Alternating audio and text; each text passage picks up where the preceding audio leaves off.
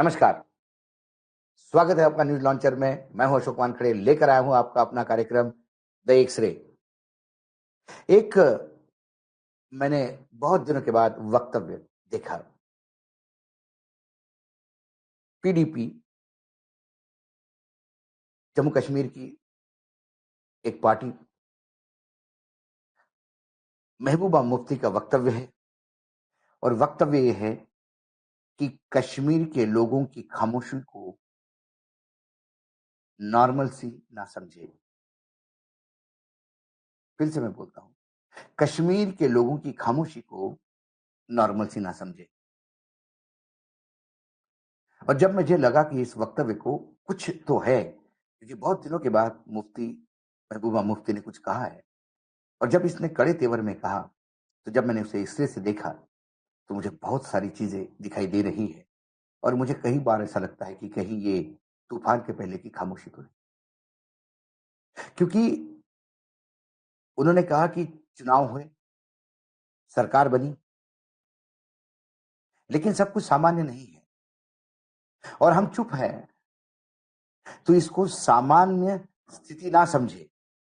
और यदि सामान्य स्थिति आप समझते, तो फिर भारत के गृह मंत्री रोज सुरक्षा को लेकर जम्मू कश्मीर की मीटिंग क्यों लेते? जम्मू कश्मीर के लेफ्टिनेंट गवर्नर या उपराज्यपाल सिन्हा साहब रोज श्रीनगर की मीटिंग अलग और जम्मू की मीटिंग अलग रोज क्यों लेते? हमें लगा कि जब नई सरकार आएगी, चुनावी प्रक्रिया से नई सरकार बनेगी, सरकार बनने के बाद कम से कम छापों का और टर्मिनेशन का सिलसिला तो बंद होगा, लेकिन लगता है ये बंद नहीं हुआ।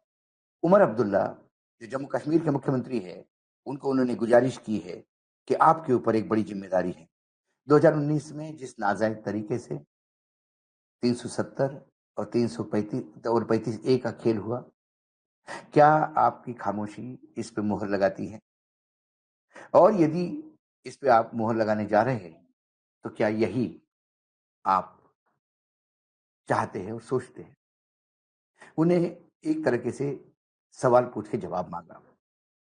उन्होंने कहा कि बीजेपी के लोग ऊंचे घोड़े पर बैठकर चुनावी प्रक्रिया पूर्ण होने के बाद और मुख्यमंत्री बार-बार बीजेपी की स्तुति करते हैं, गान करते हैं, इसको लेकर ये मत समझे कि बस जम्मू कश्मीर में अब सब कुछ ठीक हो गया है। क्योंकि वर्तमान मुख्यमंत्री के पिता ने स्वयं कहा कि जम्मू कश्मीर में चुनाव भी करवाई है, सरकार भी बनवाई है, लेकिन आतंकी घटनाएं कम नहीं होगी। क्योंकि आतंकी घटनाओं के लिए जम्मू कश्मीर के लोगों से ज्यादा पाकिस्तान जिम्मेदार है। उन्होंने कहा कि 16-17 2016-2017 में जो डेलीगेशन आया करता था दिल्ली से, जो मरहम लगाने का काम किया करता था जख्मों पे जम्मू कश्मीर के लोगों के, वो रोड मैप आपको फिर से देखना होगा। जो मेरे पिता ने एक रोड मैप दिया था, उस पे काम करने की जरूरत है। उन्हें कहा कि कई हमारे नौजवान आज भी जेल में हैं। आशा थी कि चुनाव होने के बाद सरकार बनेगी तो वो लोग जेल से बाहर निकलेंगे। कई नौजवान ऐसे हैं कि जिनके ऊपर कोई मुकदमा भी नहीं, बिना मुकदमे के जेल में सड़ रहे हैं, लेकिन उनकी कोई सुध लेने को नहीं है। उन्होंने आगे कहा कि बर्खास्ती ये अभी भी बरकरार है। अभी एक दिन में 3 लोगों को सिन्हा साहब ने, उपराज्यपाल ने बर्खास्त किया। उसमें कांस्टेबल फिरदौस है और वो गंभीर रूप से घायल है। आतंकी हमले में उसको 85 टाके आए हैं शरीर पे। इसके बावजूद भी उसे आतंकियों का मददगार करके बर्खास्त किया है। फ्री फॉर ऑल चल रहा है, कोई किसी की सुनता नहीं, जनता पिसी जा रही है। इसके चलते उन्होंने केंद्र सरकार ही नहीं, वर्तमान राज्य सरकार को भी आगाह किया। उन्होंने कहा कि हम इसलिए चुप है कि हमें एक आशा थी कि जब आपने 2019 में A370 हटा दी, जम्मू कश्मीर के टुकड़े कर दिए 3 और सर्वोच्च न्यायालय में चुनाव का वादा किया। तो लगा कि चुनाव होने के बाद जो अपनी सरकार आएगी, तो उस सरकार को इतने अधिकार तो होंगे कि वो सरकार जो पहले कुकर्म हुए हैं उसको ठीक करेगी। लेकिन हमारी सरकार के अधिकार कहाँ हैं? मैं आपको याद दिलाऊं, हाल ही में चंद्रचूड़ साहब का बीबीसी ने एक लंबा चौड़ा साक्षात्कार लिया। उसमें 370-35 एज की भी बात पूछी। जब उनने सवाल पूछा कि वहां तो लोकतंत्र खत्म हो गया है और लोकतंत्र खत्म होने के बाद वहां यूनियन टेरिटरी हो गई है, तो आप किस लोकतंत्र की बात करते हैं? तब चंद्रचूड़ ने जवाब दिया था कि नहीं, सर्वोच्च न्यायालय ने सरकार को डेडलाइन दी थी और उस डेडलाइन को चुनाव भी हुए।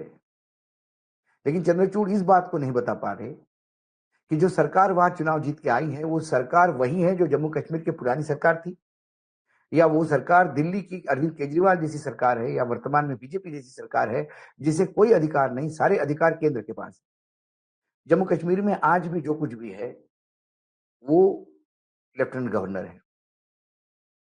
इसको लेके जब मुफ्ती महबूबा मुफ्ती का ये बयान, उसके पहले अमर अब्दुल्ला के पिता फरूक अब्दुल्ला का एक बयान, उसके पहले कहीं ना कहीं एक दिन हमें सामान्य सरकार मिलेगी जो पहले थी, इस आशा का उमर अब्दुल्ला का इंतजार करना, ये सारी बातें इस तरफ इंडिकेट करती हैं कि यदि ये सही समय पर भारत सरकार ने जम्मू कश्मीर के लोगों को अधिकार नहीं दिए, तो क्या फिर एक नया मूवमेंट शुरू हो सकता है? हमारा पड़ोसी जो हमारा दुश्मन है, दोस्त नहीं है, वो लगातार इसी सिचुएशन को इंतजार कर रहा है कि कब जम्मू कश्मीर में एक बार फिर अनरेस्ट की बात होती है।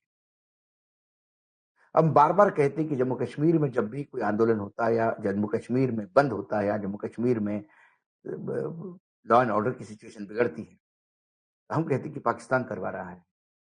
लेकिन आज तक जब यूपी की सरकारें थी, जब से जम्मू कश्मीर की सरकार बनने लगी, कहीं ना कहीं केंद्र का एक बड़ा रोल रहा जम्मू कश्मीर की सरकार बनवाने। कई बार केंद्र जो चाहे, जिसे चाहे उसे मुख्यमंत्री बना देता, जिसे चाहे खेल करता, और उसके चलते कहीं ना कहीं जम्मू कश्मीर में हमेशा अराजकता बनी रही। लोगों का अपना शासन जो लोग चाहते थे वो उनको कभी नहीं मिला। यही कारण है कि कहीं ना कहीं वो डिस्कनेक्ट रहा। एक अटल जी छोड़े तो ऐसा कोई नेता भारतवर्ष में नहीं था, नहीं है, जिसे जम्मू कश्मीर के लोग दिल से प्यार करते। मैं जब जम्मू कश्मीर में उस स्थिति में गया था कि जम्मू कश्मीर बिल्कुल बंद था, भारत के सांसदों का एक डेलीगेशन मिलने गया तो उनको लोगों ने मिलने से मना कर दिया।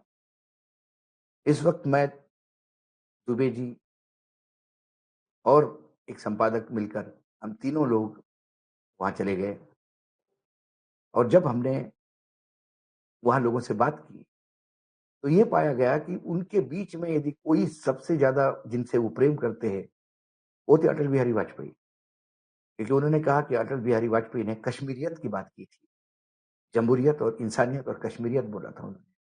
हमारी कश्मीरियत की बात कौन करेगा? ऐसे कई सवाल है जो जम्मू कश्मीर में आज भी पेंडिंग है। दबा के आप कब तक किसको रख सकते हैं? क्या जम्मू कश्मीर में कभी पूर्ण रूप से सरकार बहाल होगी?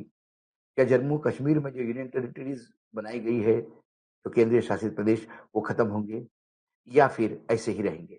तो फिर जम्मू कश्मीर में सरकार के मायने क्या है? वो सरकार भी वैसी ही है जैसी केंद्र के भरोसे वर्तमान में केजरीवाल की सरकार थी, या भाजपा की अब सरकार है। कुल मिलाकर मुफ्ती का यह बयान, जेल में लोग, उनके कोई सॉल्यूशन नहीं, छापेमारी, और यदि लगातार बर्खास्ती चलती रहती है तो फिर कहीं ना कहीं लोगों का आप इम्तिहान ले रहे हैं, और एक बार यदि विस्फोट हो गया तो फिर संभालना मुश्किल होगा। आज एक्सरे में इतना ही। कल फिर आता हूं किसी विषय के साथ, तब तक के लिए नमस्कार। देखते रहिएगा न्यूज लॉन्चर।